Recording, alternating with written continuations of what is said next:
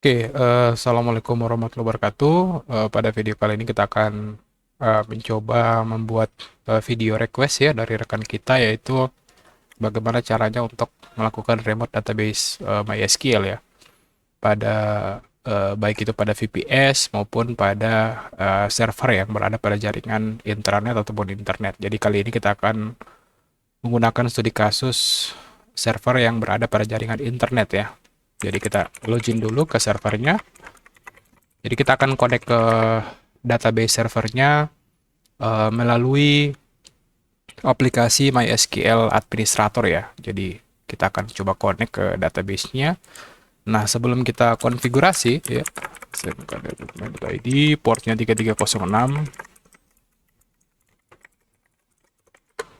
Ya, harusnya di sini masih berstatus error ya, karena kita belum melakukan konfigurasi apapun. Oke, kita coba di sini kita bisa tes ping, pingnya aman ya, pingnya aman. Oke, kita akan coba konfigurasi. Kita masuk ke new terminal. Oke, di sini kita coba perbesar ya. Kita coba cari masuk ke super user dulu. Nah, untuk melakukan konfigurasi agar user dapat mengakses, agar database-nya dapat mengakses ke jaringan publik, kita harus melakukan konfigurasi pada file database-nya ya. Jadi kita cek dulu MySQL apa yang terinstall. MySQL yang terinstall adalah MySQL MariaDB ya. Jadi kita akan konfigurasi untuk mengallow akses dari publik ya. Pertama kita nano dulu, nano/etc/mysql/mariadb ya. Jadi kalau kita pakai MariaDB, kita konfigurasi MariaDB. Kalau kita pakai MySQL ya yang biasa, berarti kita konfigurasinya MySQL. Jadi sekarang kita konfigurasinya MariaDB conf.d. File konfigurasinya itu ada di file 50 server ya. .cnf. Nah, di sini kita akan cari baris bind address ya. Nah, secara default bind address di sini terbind pada IP address localhost ya. Jadi 127.0.0.1 itu adalah localhost. Kita akan ubah bind address-nya ke public ya.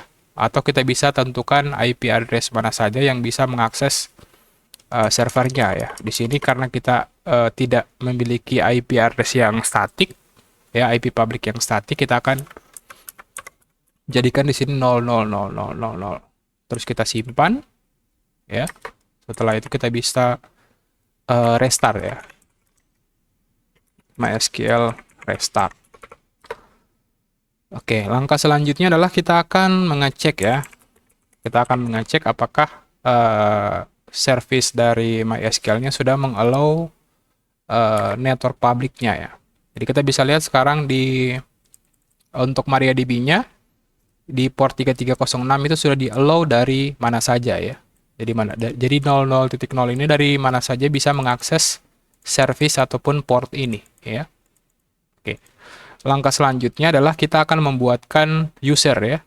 User pada database yang dimana user ini akan dapat melakukan remote ya. Jadi awalnya seluruh user di MySQL itu hanya bisa digunakan pada jaringan localhost saja ya. Jadi kita akan buatkan user.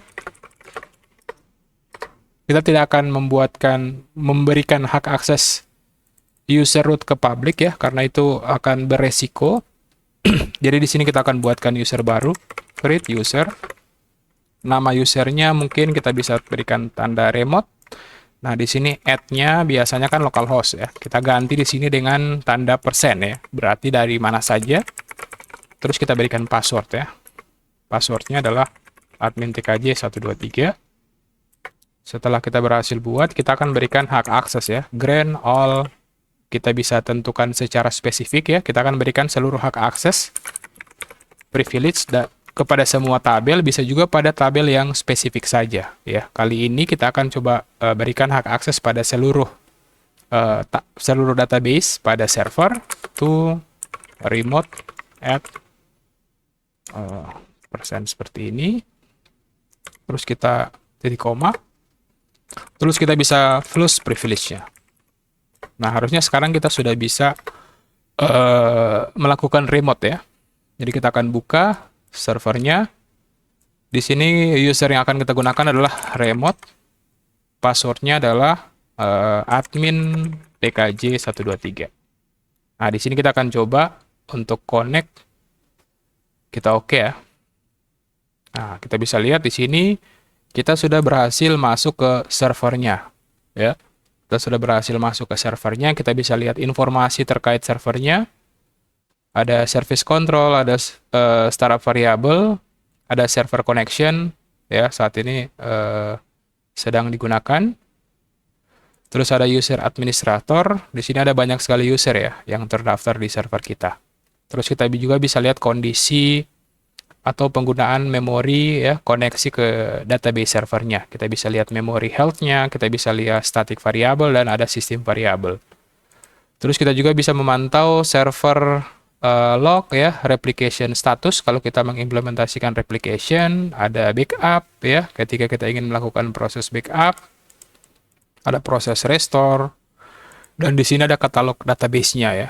Nah, di katalog database ini kita bisa melihat daftar tabel ya yang ada pada server pada sebuah database ya. Kita juga bisa melakukan atau mengecek ya informasi dari sebuah database ya. Jadi di sini ada tool yang dapat kita gunakan untuk melakukan query browser ya. Oke, di sini sudah muncul skemanya database-nya ya. Kita bisa cek ya berapa ukurannya, dan di sini kita bisa masuk untuk melakukan masuk ke query browser-nya. Jadi kita masuk ke query browser. Nah, di query browser itu akan menampilkan sebuah window baru ya. Ini window-nya. Di samping sini adalah database-nya ya. Kita bisa klik pada database, dia akan melakukan fetch data ya. Nah, kita juga bisa pantau ya, kalau tidak salah di var log MySQL access log-nya kayaknya di disable ya. Jadi ketika ada error dia tampilkan di sini. Kita bisa aktifkan ya sebenarnya log.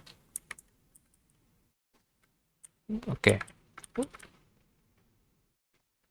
Oke, var log-nya. Oke, generate log. Oke, ini ada log-nya ya. Kita coba restart MySQL. Restart. Terus kita coba cek tail var log MySQL access log-nya kayaknya belum ada ya. Access log-nya var log MySQL log ya. Kita akan buatkan filenya ya.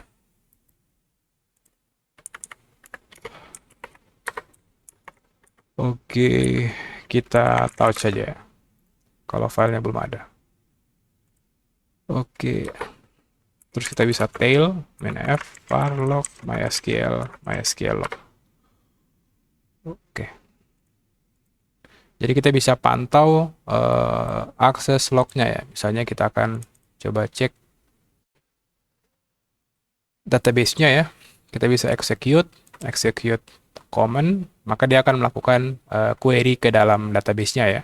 Ada name, ada aksesnya ya. Oke, seperti itu ya cara untuk melakukan proses